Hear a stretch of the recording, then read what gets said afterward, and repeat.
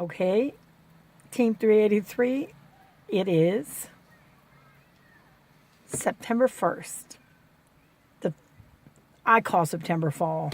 I guess it's not fall till September 22nd, but it's sure feeling cool. And where did the summer go? I didn't lose any weight all summer long, and it was pretty disappointing. And it flew by so fast. But I'm back to work, and this is I'm 2 weeks down. 1 week with kids and 1 week without. But I've been working for 2 weeks now, and I've made it. And it's hectic, and it's a lot of walking, and that's good for me. I'm real glad about that.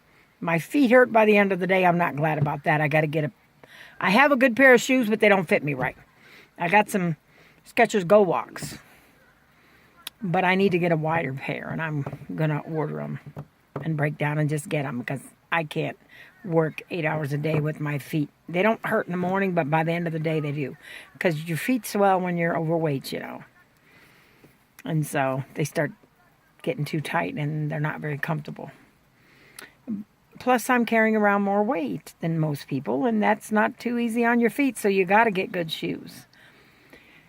But other than that, I'm doing pretty good. I got a 3-day weekend now, and I'm about to enjoy it. I'm planning on relaxing and getting a few things done around the house and maybe heading over to Cedar Point. To all of you struggling with food addictions, and I know there are many of you struggling with them, and even alcohol addictions and drug addictions, all addictions, don't give up. Keep fighting. A food addiction is, you can stop drugs and you can stop alcohol, but you can't stop eating. You have to eat to live. So you have to relearn how to monitor that addiction.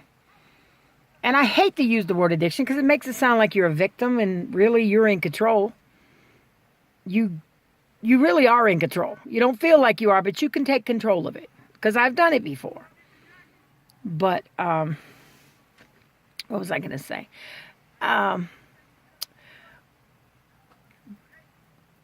But with an eating addiction, you have to retrain yourself.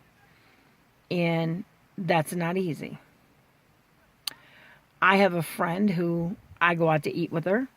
She'll order a sandwich and a cup of soup.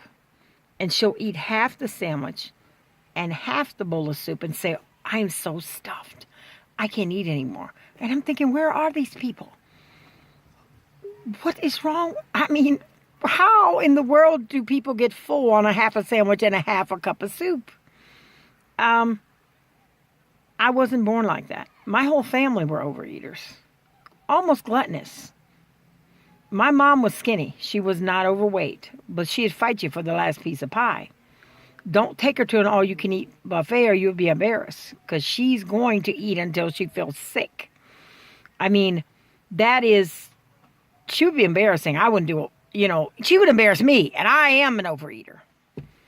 So I was raised like that. You know how people are born with a silver spoon in their mouth? I think I was born with a serving spoon, for God's sake. And I really have to relearn my life. And it isn't easy. And that's why I keep falling and getting back up and trying again. Because changing everything, it's like when a person tries to quit drinking and then they fall off the wagon and drink again. And then they got to go through the whole process again. Or drugs and I know several people lately that I know of who fell off the wagon with the alcohol and one who fell off the wagon with the drugs, which is really bad because it's a friend of mine's brother, and I'm